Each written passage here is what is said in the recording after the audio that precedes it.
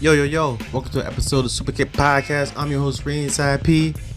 And guess what? It's the 100th episode of the Superkick Podcast.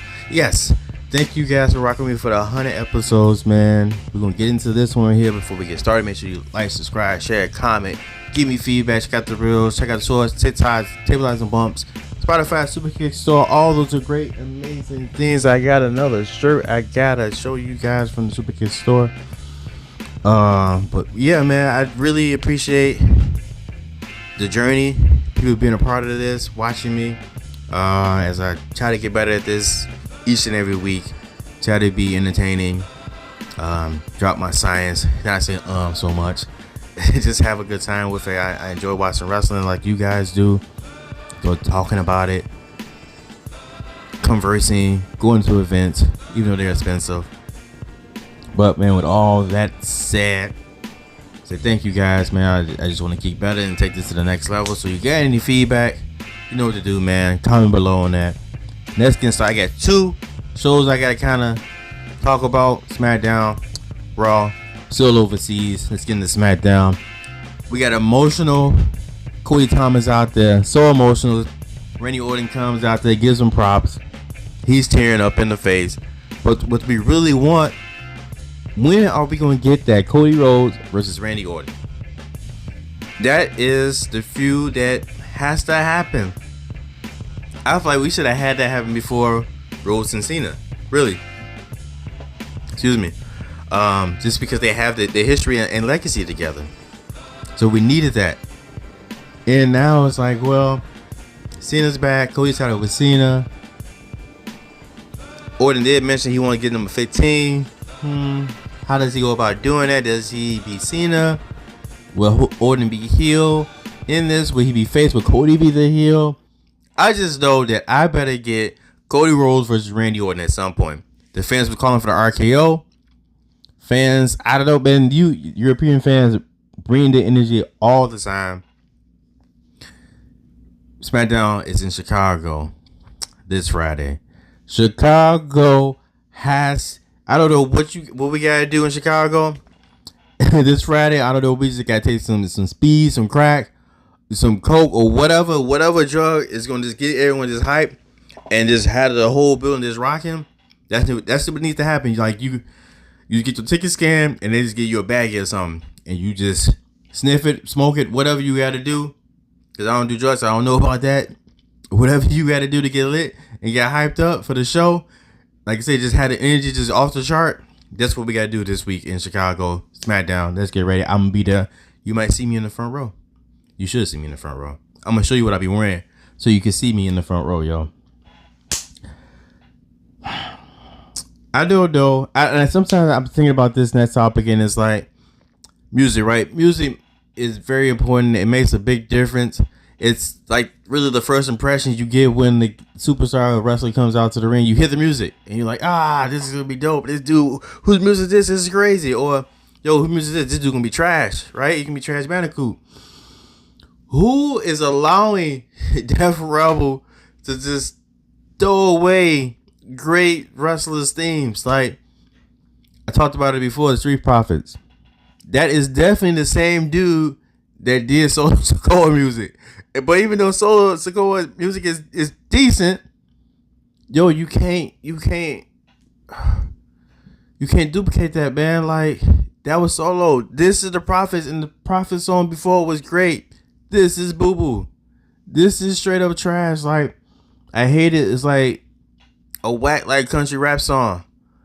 Why they allow me to do this? And then speaking of other things, the one thing that's always been stuck in my mind for the last like couple weeks is Pretty Deadly theme. On and on, we go on and on, we go on and on. Like, I want them to just play that one whole match, just nonstop through the whole match until the match is over. That should be a thing to where, you know what? If it's a multi-man tag match and they're waiting for Pretty Deadly to get in, the music has to play until Pretty Deadly gets tagged in. That's what we want. Well, that's what I want, right? Next thing on the docket is that Naomi promo. That was a twisted promo. Proceed with caution. The look, the feel, the tear, the emotion. This is a different side of Naomi that we haven't seen. This gives Naomi so much like depth to her character, substance. Like I'm here for it. Like I want to see whatever new moveset she's gonna have as a heel. What she gonna be doing? I don't want her to be a cowardly heel. Like I just want her to be out there just wrecking shop, yo, as a heel. I mean, I know her first opponent is gonna be Jade Cargill, so she got to deal with that, but. Not really her first opponent. I know she had probably deal with B-Fab and Michin and then get back to Jade Cargill, but man, that was fire. And it feels like the last couple of times Naomi's been on the mic or had promos, whether it was her and Bianca, that whole thing. This from Friday, she's been killing it. I'm hoping for a great rest of the year for Naomi. I don't know what's in the cards for her. Maybe IC title, sorry, US title. Maybe US title. Because I think, the fans are kind of leaning more and more on Chelsea Green's side. I mean, she's amazing as a heel, but I can see Naomi. I can see Naomi coming through with that, man. Thing I wanted to point out, we had the interaction with Seth and Drew McIntyre the week prior. This week we had an interaction, not kind of interaction, but between Drew and KO. I still think that new 3-man faction is coming between Seth, Drew, and KO at some point. I think it's coming through. Let's get to the last part of Smackdown, y'all. The contract signing between Seth Rollins, Roman Reigns, CM Punk. I don't know if we just ran out of time. I don't know what all that was about. They decided showing the credits and nothing happened. I was looking forward to chaos. These things always end in chaos. They don't end civil. A table gets broken. Chairs get thrown. Finishers get hit. These things just don't end peacefully. And for some reason they ran out of time. CM Punk, main eventer, right? We all seen that. But the real thing I think maybe we didn't see is that Roman told Punk to acknowledge him, and Paul Heyman was telling him, don't do that, yo. You don't want to do that. Don't do that. And Punk still did it. So the theories out there is that Heyman's going to turn on Roman, side with Punk. But you still got Seth Rollins out here. Yeah, we seen Heyman and Punk together, and they do magic together, and we're so used to seeing Roman and Heyman together, and they've been working magic for the last 5 years, it seems like. But Seth Rollins is due for a character change. He's been face too long. I think he's kind of plateaued where he's at as a face. I think he needs a change up. And what a better change up is than you line him with Seth Rollins, or Seth Rollins just joins up with The Rock in him. Like in this matchup, Seth Rollins is definitely overshadowed because you got CM Punk and you got Roman Reigns. Like Seth Rollins, I mean, in-ring ability, like he's phenomenal, but it's just the presence. He doesn't bring the same presence as CM Punk and Roman Reigns. So that would be the wild card. That would be the thing that way. You know what? Maybe we didn't see this happening. That Seth Rollins turns and Paul Heyman aligns himself with Seth Rollins. But the other thing is, what is Punk's favor? Is Punk favored to win a main event at WrestleMania, right? I don't think he needs Paul Heyman to win a main event at WrestleMania. Like, that would be a waste, The favorite has to be him getting closer to his goal, which he said he want to get closer to his goal, and those two dudes are in his way. So it's his goal to be WWE champion. Obviously, everyone really goal is to do that. So I think his goal is to be WWE champion at WrestleMania. I keep saying it. I just have a feeling like they have to top last year WrestleMania. And to do that, some people are going to work both nights. Why not CM Punk working both nights? I think it's possible. I think it's highly possible that CM Punk works both nights, and or Seth Rollins, not in a match, but still screws over Cody Rhodes in a way again. But we'll see. What do you guys think about that? What do you guys think about SmackDown? Are you guys happy that SmackDown is coming back to the States? You know, obviously you'd probably be a US fan if you want that. But overall, I think a solid show. Let's get into Monday Night Raw. Xavier Woods, stop picking with the kids, man. You almost took a little kid phone, you punked him out. He didn't know what to do. He probably peed in his pants because of you, man. You just all in his face. But now you got to answer to the Viking Raiders. Not even the Viking Raiders, the War Raiders.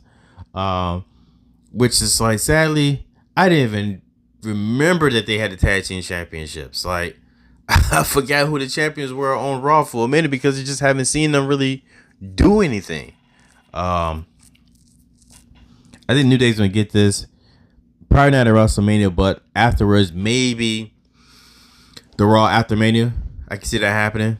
New tag team champions in a couple weeks. New Day. I'm rocking with that, and I feel that I'm just throwing out Raw theories that Big E will help the New Day regain their tag team championships. That's what I'm got. What to go into next?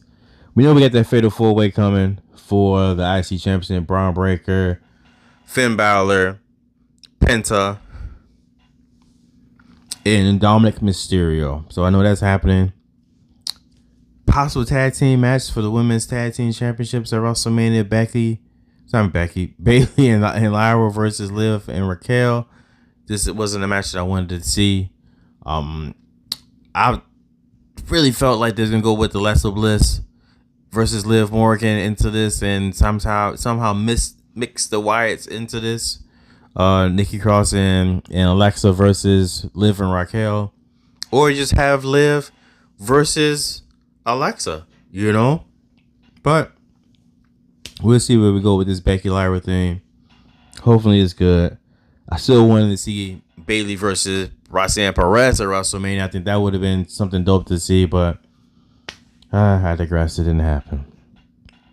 We are going to get into this women's championship match with special guest referee Bianca Belair, who after the week she pretty learned how to referee pretty well. You know, she did a job. You know, can't complain about what she did from a referee standpoint.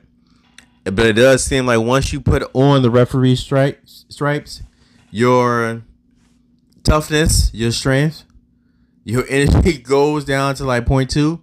You know, either a simple kick takes you out for 20 seconds, 30 seconds, you miss, counting a victory, you know, or you just discombobulated, you just don't know what to do. But any other time, you taking those kicks straight to the face, you know, slamming people down, spine busting them. Ain't no kicks gonna stop you, but you put those stripes on, it's just like kryptonite.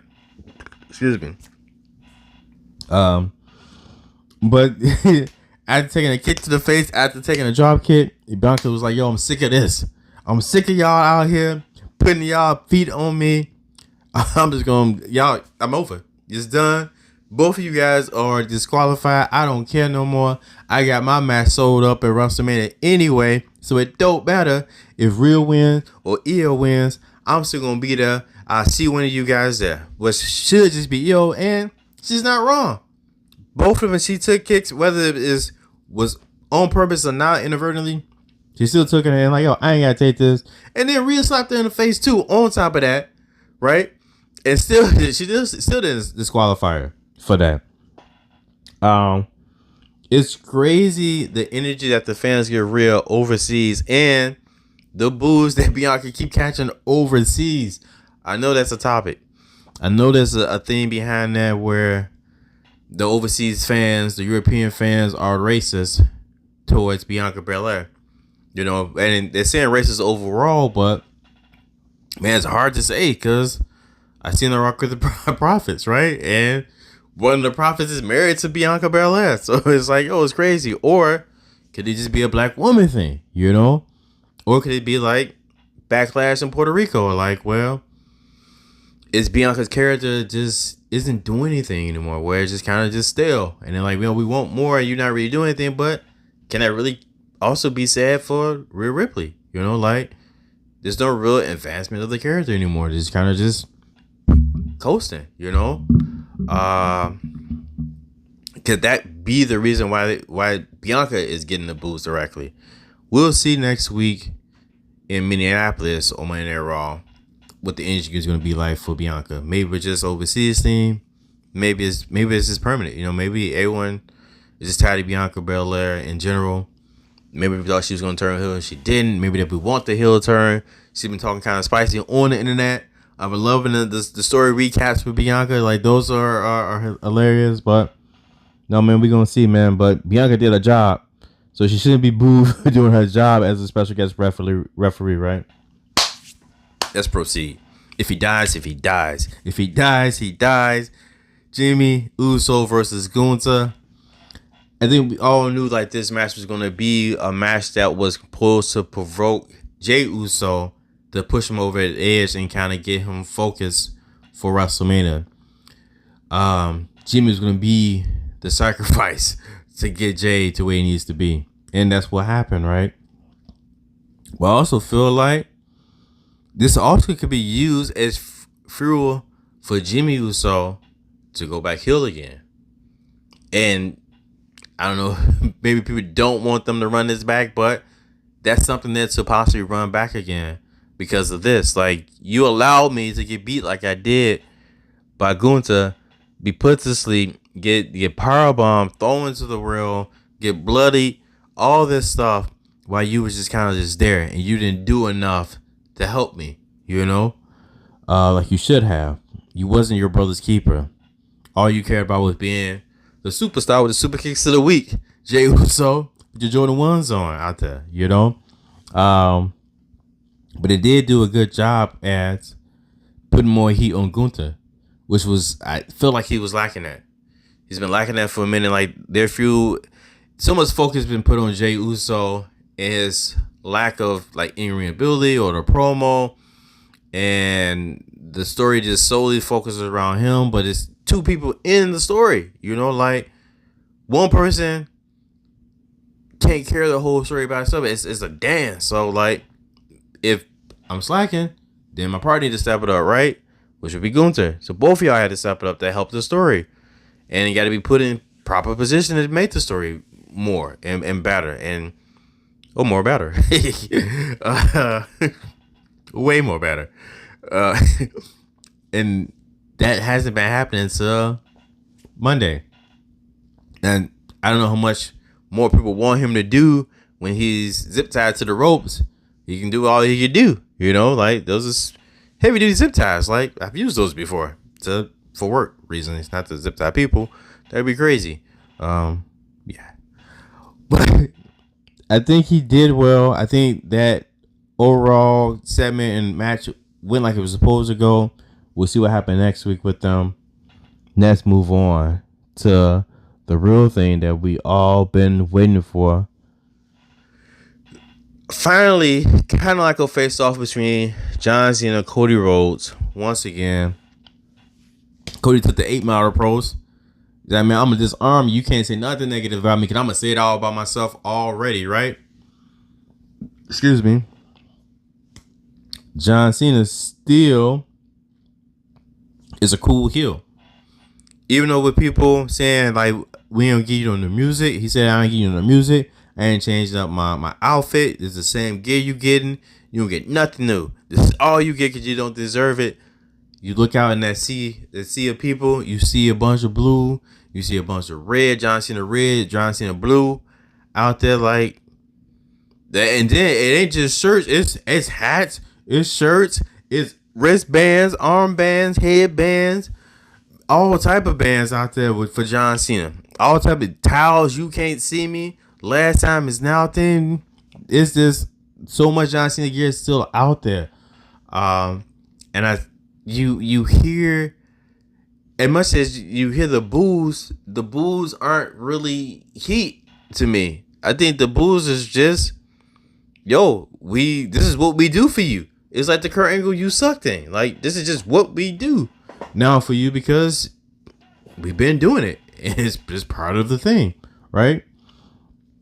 And even in the back and forth, we still got typical heel stuff being said. We got a little more fire out of John Cena, which was great. And we got some rebuttals and a good, solid back-to-back, I would say. Back and forth between Cody and John Cena. A lot better than it was watching Tiffany Stratton and Charlotte go back and forth. You see, when it's done right, you see what happens. Do I think that Cody or one of the other, or John got the best of each other? I still kind of want to say John got the best of Cody a little bit more, only because we're planning that we're still are continuing to plant the heel seeds for Cody Rhodes' turn.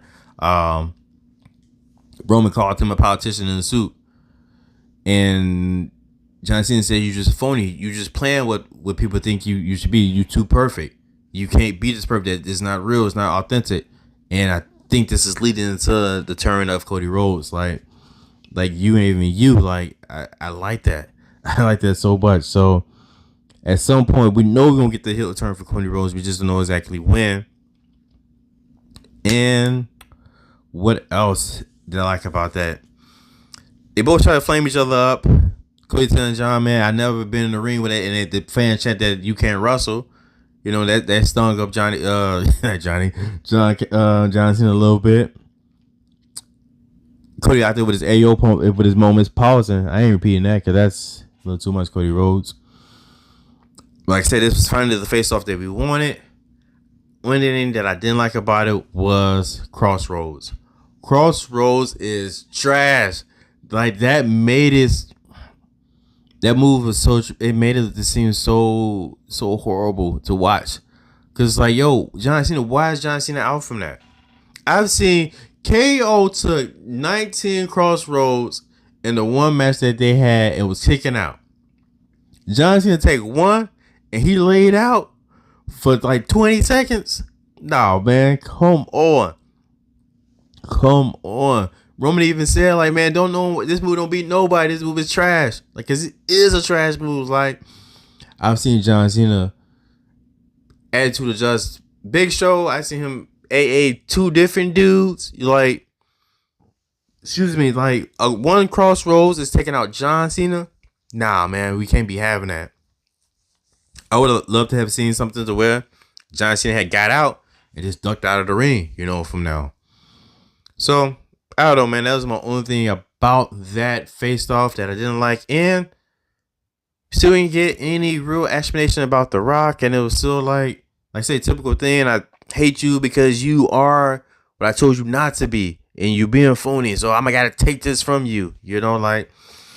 And I still don't think it's really directly towards Cody Rhodes. Like, it's just really about winning number 17. You know, and whoever was here was just gonna be here. You know, I don't even care about that. Like, I'm against the fans, and you're just here because you're just here, right? But man, I want to know what you guys thought about Monday Night Raw, Cody versus John Cena, the final of the face-off that we're looking for. We need more for John Cena. This can't be the last time we've seen him until WrestleMania, right?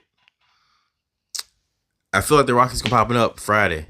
Someone major has to pop up, and it has to be The Rock, because he popped up last year to address Cody Rhodes. So maybe this year he pops up again, and maybe he does this whisper in his ear. Pause. He does something else. He talks on the microphone. But we'll see Friday on SmackDown, man.